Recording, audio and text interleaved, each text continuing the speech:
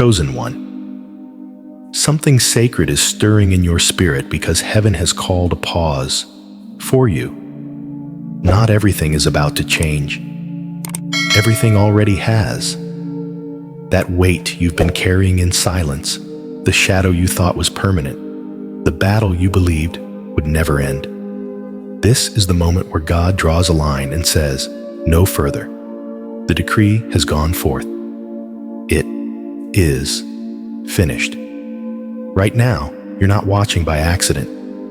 You've been guided here, not by curiosity, but by confirmation. Because what you've endured was not just suffering, it was prophecy in progress. You were being refined by fire to carry a mantle few understand. And now, the darkness that tried to claim your life is trembling, because it knows it cannot follow you into this new season. This is Chosen One's sanctuary, a place where hidden warriors are reminded of who they are, a gathering place for those marked by fire, carried by grace, and crowned with purpose.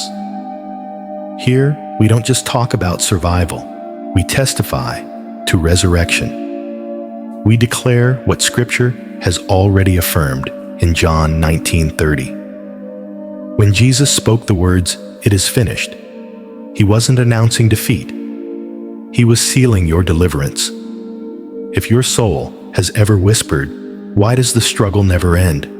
then stay with me. Because in the next few minutes, you're going to see why the warfare in your life wasn't a punishment. It was a promotion.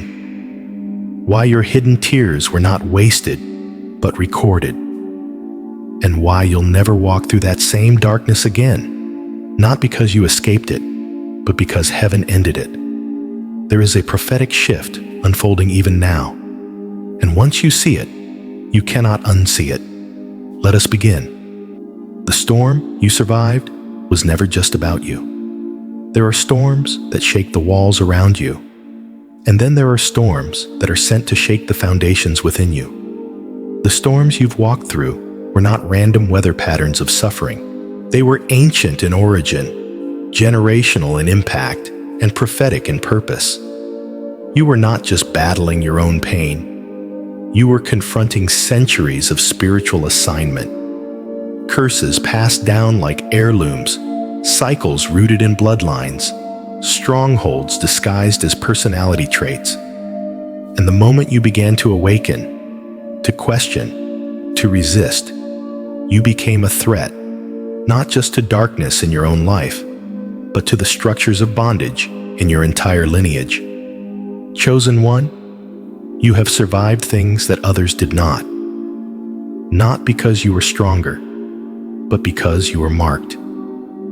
You felt the weight of pain in your spirit before you had words to name it. The heaviness did not begin with you, but it was permitted to meet you, because heaven knew you would not carry it forever. You were born to end what others only endured. The breaking in your life was not the breaking of you. It was the breaking of the chain. Moses knew this weight. Born into a generation marked by slaughter, raised in a palace that was not his, he carried confusion before he carried calling. Yet the burning bush did not speak to his trauma. It spoke to his assignment. And so it is with you. God does not explain all your pain, because your pain is not your identity. Your mission is. The storm came not to reveal your weakness, but to confirm your appointment. It did not arrive to crush you. It came to identify you. But if you ignore the pattern, if you believe the storm was punishment instead of prophecy, you will miss the power that is now awakening in you. You will keep praying for rescue when you were born to walk on waves. The enemy's goal was not just to make you suffer. It was to make you forget who you are.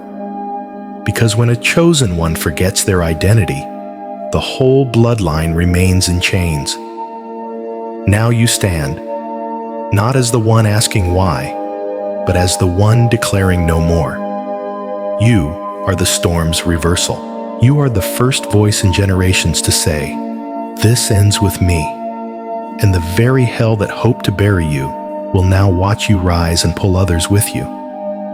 The wind has not stopped, but you've learned to walk through it. And in the center of the storm, you no longer hear fear. You hear destiny calling your name. When the chains fell, so did the illusion. The chains that held you were never just physical habits or external situations. They were spiritual illusions, crafted lies dressed as familiar comforts, heavy routines disguised as your own voice. For so long, the enemy did not have to destroy you. He only needed to convince you that the chains were permanent. He only needed you to believe that bondage was your natural state. And for a time, you did. But something shifted. Not because you suddenly became stronger, but because truth interrupted your sleep. Just like Peter in Acts chapter 12, chained between guards in a prison, meant to silence him, the angel of the Lord did not shout. He simply appeared, and the chains didn't have to be cut. They fell. The prison doors didn't have to be unlocked. They opened. Because when divine light enters, illusions collapse. Chosen one, this is what happened to you. The darkness you were in didn't flee. It was exposed. And once you saw it clearly, you could never unsee it again. There was a moment, quiet, sacred, unmistakable, when something inside you woke up. You began to question what once felt normal. The ache you used to ignore suddenly became intolerable. The numbness you called strength started to burn like fire. This was not your downfall. It was your deliverance. Because awareness is the beginning of freedom. And once the illusion broke, so did the authority of the lie. The enemy's greatest weapon was never the chain. It was the comfort of captivity. He made you believe that cycles of dysfunction were just who you are, that addiction was a personality trait, that silence was strength, that trauma was your identity. But the Spirit of God stepped in and shattered the masquerade. And now you know, the prison was never locked. It was just familiar. Still, there is a danger in walking free, but thinking like a captive.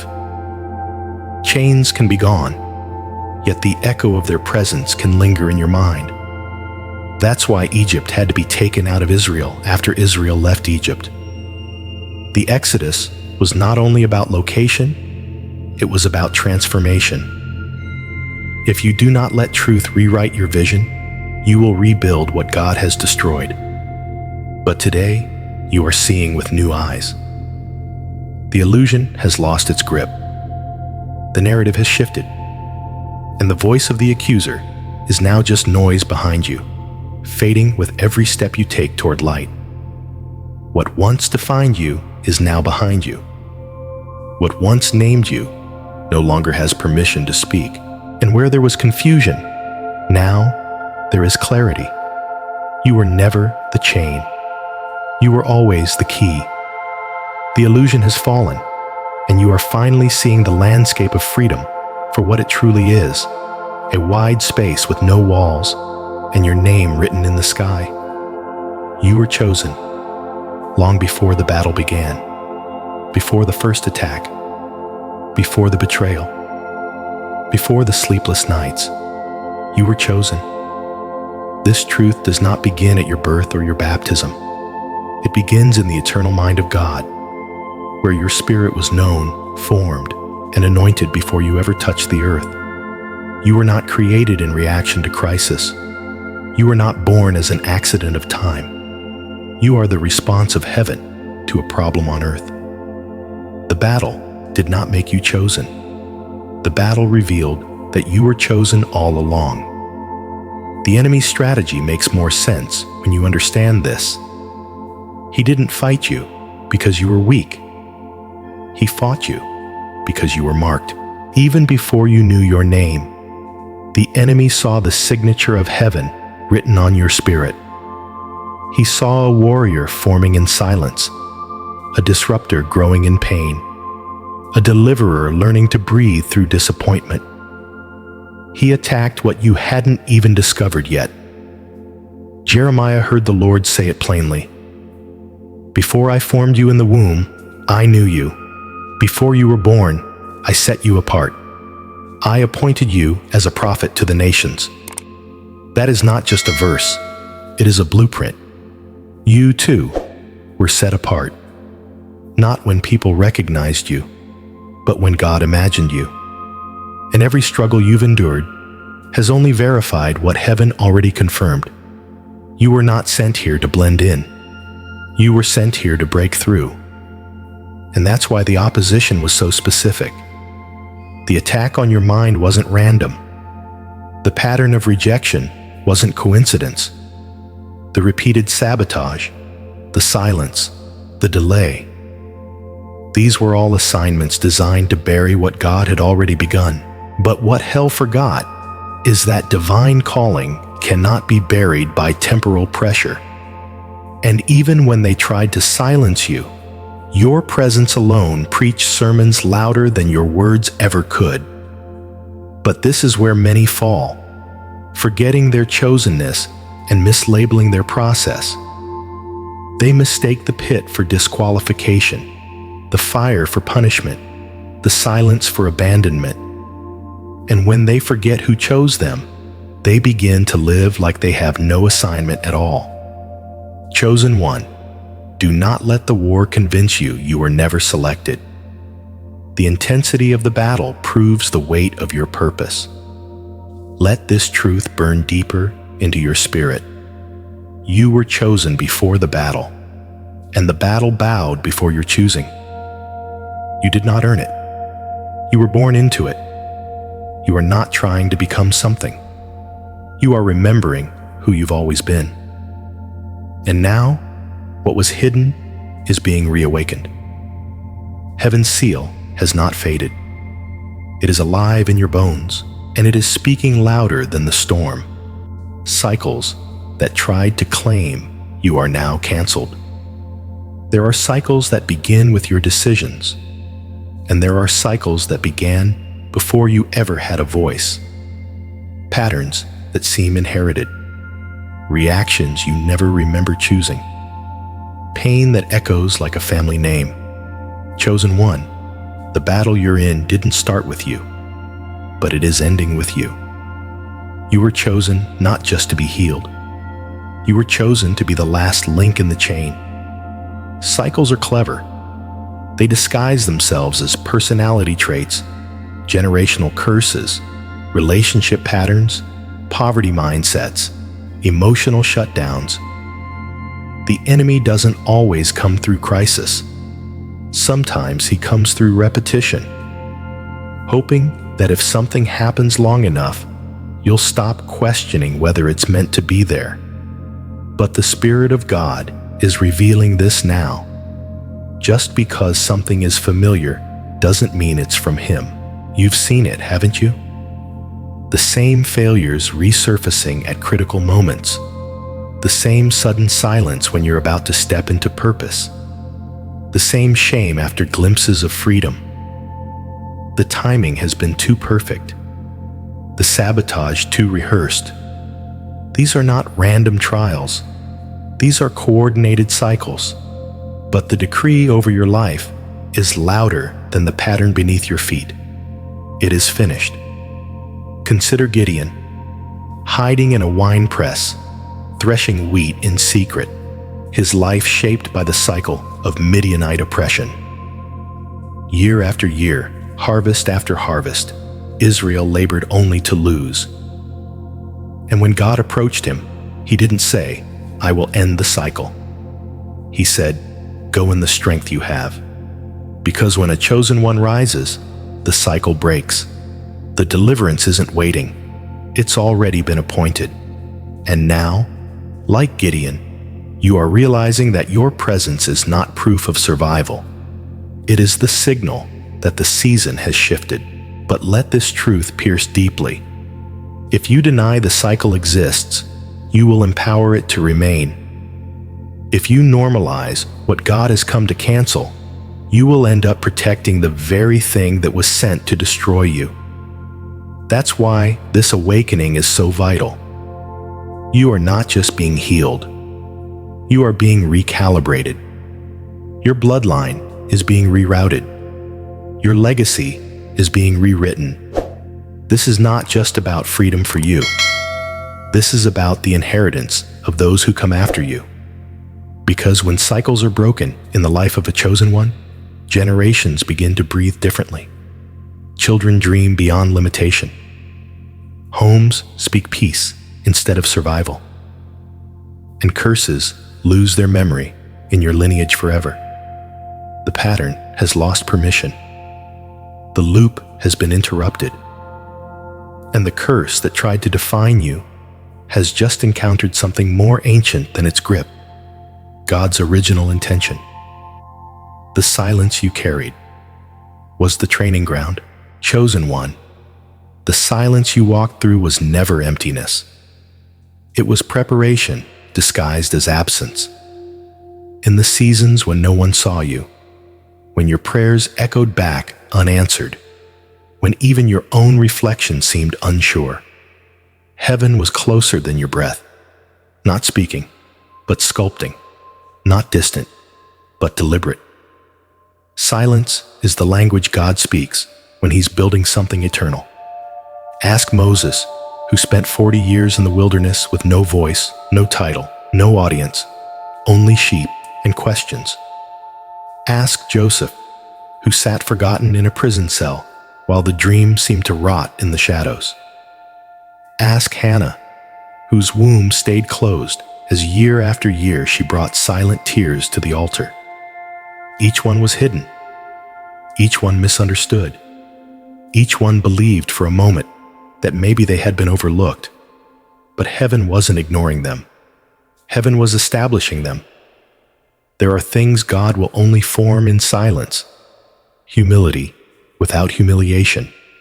Discernment without distraction.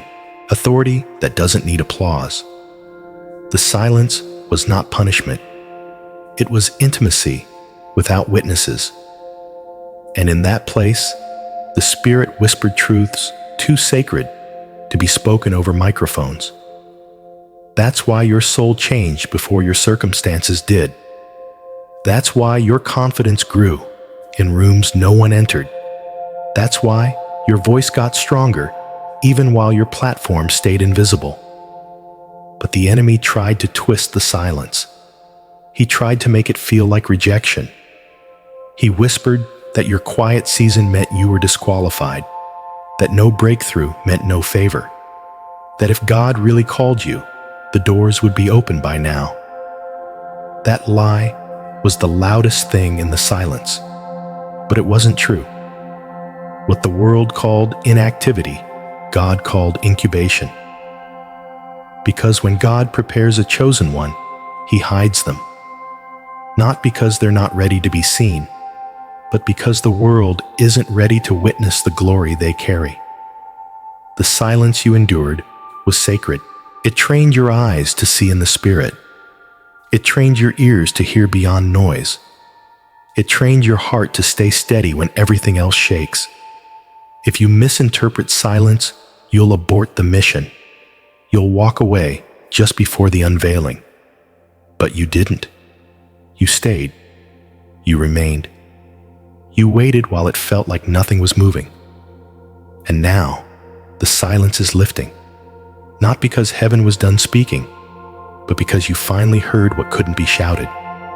Now, every quiet hour becomes your oil. Every hidden tear becomes your fire. And every lonely room becomes the altar where your authority was born. The silence wasn't empty. It was full of heaven. You carry the evidence of divine vindication. There is a weight in your walk now, not because of burden, but because of proof. Every scar you carry has a sound, an echo of survival, a declaration of justice. You don't have to explain yourself anymore. You don't have to convince people that the fire was real, or that the betrayal almost broke you, or that the silence was unbearable. Because the glow on your life speaks louder than words ever could. You are living evidence that God defends what He chooses. Vindication is not loud. It doesn't announce itself with noise. It arrives wrapped in peace. It walks into rooms where lies were once whispered and shifts the atmosphere without speaking. That's what's happening now.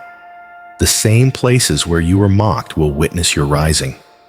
The same people who questioned your faith will watch you move with authority they cannot comprehend, not for revenge, but for remembrance. The prophet Isaiah didn't leave it vague. He declared in chapter 54, "No weapon formed against you shall prosper, and every tongue that rises against you in judgment, you shall condemn." This is not poetry. This is a spiritual verdict. Vindication doesn't mean the weapons won't form. It means they won't finish what they started. And the tongues, they will go silent, not because you fought back, but because heaven already ruled in your favor. Joseph carried this truth. Betrayed by his brothers, lied on by Potiphar's wife, forgotten by those he helped. Yet when Pharaoh called him from the prison, he didn't come out bitter. He came out ready. And when the very brothers who sold him showed up trembling, he didn't say, "I told you so." He said, "What you meant for evil, God meant for good." That's not humility. That's divine vindication. You're entering that kind of season now, not because you demanded justice, but because justice has a memory. God remembers every misjudged moment, every closed door, every conversation where you were misunderstood. He remembers not to punish others, but to elevate you in such a way that the elevation speaks for itself. That's what vindication does. It speaks where you no longer need to. But there is a warning. If you rush to prove yourself, you delay the unveiling. Vindication requires trust. Trust that God's timing will say more than your defense ever could. So resist the urge to correct every lie, to defend every silence, to confront every shadow. Instead, let your life speak. Let your peace be loud. Let your fruit do the talking. Chosen one, the war wasn't just about survival. It was about evidence. And now, you carry the kind of favor that can't be explained. The kind of grace that shuts mouths. The kind of light that reveals who was speaking truth and who wasn't. You don't have to fight anymore. The verdict has been sealed. The table has been set. And your presence at it will silence every voice that ever doubted you. You were not just delivered. You were transformed. Deliverance removes what bound you, but transformation changes who you are. The enemy feared your freedom, but he feared your becoming even more, because a delivered soul still carries memory of bondage, but a transformed soul carries no desire to return to it. What you've gone through wasn't just a rescue mission. It was a total remaking. The same God who split the sea didn't just bring Israel out of Egypt. He spent 40 years taking Egypt out of them. Because deliverance happens in a moment, but transformation takes a journey.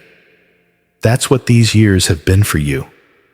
A divine undoing, a dismantling of false identities, survival patterns, trauma-born mindsets, and inherited limitations. One by one, they fell away, not always with noise, but with fire. You are not who you were when the battle started. You speak differently now. You discern differently. You walk into rooms no longer looking for approval. You enter territory not as a wanderer, but as one commissioned. Because transformation doesn't whisper, it announces. Not with arrogance, but with presence. And your presence has changed. You carry weight now, spiritual gravity, authority that didn't come from education or exposure. It came from obedience, from sacrifice, from unseen altars. This is the power of Christ in you, not just to heal the wound, but to reconstruct the vessel, not just to silence the storm, but to teach you how to sleep through it, not just to cast out fear, but to replace it with love so deep it redefines your identity from the inside out. 2 Corinthians says it plainly: if anyone is in Christ, they are a new creation. The old has passed away, the new has come. That is not metaphor, that is metamorphosis. You didn't just get set free, you were reborn. The chains didn't just fall off your limbs, they were burned out of your spirit. And now, what once tempted you no longer fits you. What once trapped you no longer entices you. You can't wear the old garments. They're too small for the fire that now lives in your chest. But beware of looking back, because the temptation after transformation is not always sin, it's familiarity. When you've been made new, comfort becomes more dangerous than chaos. The enemy will offer old doors disguised as rest stops, but they are exit ramps off your destiny. Do not return to what God had to break to save you. Chosen one, the shift has already happened. You are not recovering. You are emerging. Your steps are not cautious. They are prophetic. You do not carry your past like luggage. You wear it like a mantle, proof that what tried to destroy you only built your throne. You have not just crossed over. You've become someone the enemy no longer recognizes. And that is the greatest threat of all. You are walking in the aftermath of a heavenly verdict. There is a sound in the spirit that doesn't come from thunder, but from finality. A divine gavel has already struck, and the echo is still trembling through time. It is finished, not just spoken over the cross, but over every dark cycle that claimed your peace, every generational curse that stalked your name, every whisper that told you you'd never be free. The war has already been judged, and you are walking in the aftermath of that verdict. This is the mystery of being chosen. You don't fight for victory. You walk from it. The decree was issued before your deliverance manifested. Heaven ruled in your favor before the evidence caught up. And that's why the atmosphere is different now. Not because all the symptoms are gone, but because the sentence has already been passed. You are not waiting for breakthrough. You are enforcing it. Jesus did not whisper on the cross. He declared, "It is finished." 3 words that shattered centuries of legal bondage. 3 words that rewrote your access, your identity, your inheritance. This was not resignation. It was legislation. A spiritual law now etched into eternity and written across your life. And from that moment forward, darkness lost its right to determine your story. But here's where many chosen ones falter. They still walk like the case is open. They live like the verdict hasn't dropped. They tiptoe through freedom, afraid the past will rise and drag them back. But the decree is not fragile. It does not bend under accusation. It does not dissolve under shame. You are not on probation. You are under completion. What was once chasing you cannot cross the line that God has drawn in the Spirit. Even now, the enemy's weapons are malfunctioning. He forms them, but they misfire. He sends storms, but they lose direction. He launches accusations, but they fall flat against your authority. Not because you shout louder, but because the blood speaks louder than anything he could scream. Scripture says in Colossians 2:15 that Christ disarmed the powers and authorities. making a public spectacle of them, triumphing over them by the cross. That spectacle still reverberates in you. Understand this: the darkness no longer has permission. It may try to approach, but it cannot possess. It may try to echo, but it cannot accuse. You are not just surviving what you went through. You are establishing the border it can never cross again. And when the enemy tries to rise one more time, it won't be your words that stop him. It will be the weight of what's already been spoken over you. The cross has already spoken, and its voice does not fade. You are crowned where you once crawled. There was a time when you could barely lift your head. The weight of shame, the grip of fear, the ache of spiritual exhaustion had pressed you so low, even breathing felt like resistance. You weren't just walking through darkness, you were crawling through it, searching for scraps of hope, wondering if the light had forgotten your name. And yet, even there, you were not abandoned. Even there, heaven was watching, waiting, working. Chosen one, the very ground where you once wept is now sacred. It is the soil of your coronation. God does not place crowns in sterile palaces. He places them in the dust, on the heads of those who have bled silently, who have fought privately, who have died to everything but truth. The battlefield where you nearly collapsed has become the throne room of your authority. This is not poetic sentiment. It is divine pattern. David crawled through caves before he wore a crown. Esther hid behind silence before she carried scepters. Jesus carried a cross before he carried the keys. God always anoints in the place where you were almost annihilated, because the crown is not a reward for perfection. It is heaven's seal of survival. It is the visible mark of those who didn't quit. And now, that invisible weight you carried has been exchanged for visible glory. The oil has settled on your head. The mantle has fallen on your shoulders. And though some may still see you as the person you used to be, they will soon recognize that something has shifted. You do not speak the same. You do not walk the same.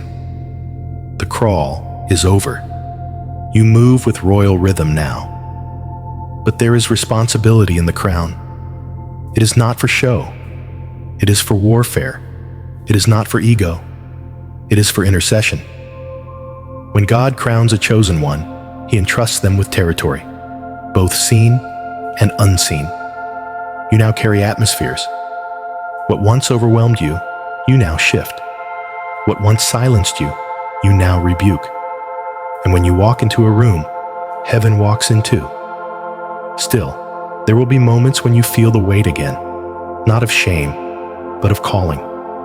The crown can feel heavy because it is holy. It pulls your posture higher. It demands integrity when no one is watching. It requires purity where compromise used to dwell. But don't run from that weight. Wear it.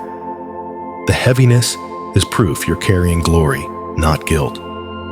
You are not crowned for comfort.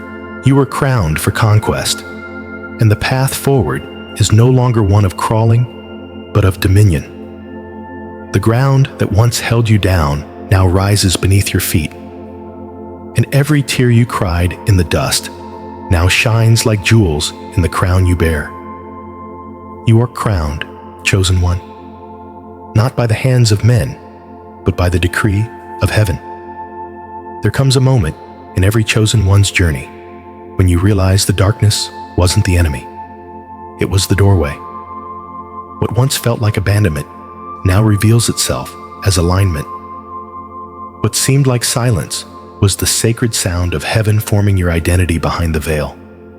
And what nearly destroyed you has now become the clearest proof that you were never forgotten. You were being prepared. There is a paradox woven through the story of the chosen. God hides what he values most, not to punish it, but to preserve it. You were hidden, not to be buried, but to be built. And now, the unveiling has begun, not because you earned it, but because you endured. So what does it mean to be chosen? It means you were called to walk where others stumbled, to see what others ignored, to carry weight that felt unbearable, until glory made it holy. It means the darkness had to lose, not because you escaped it, but because you outlived it.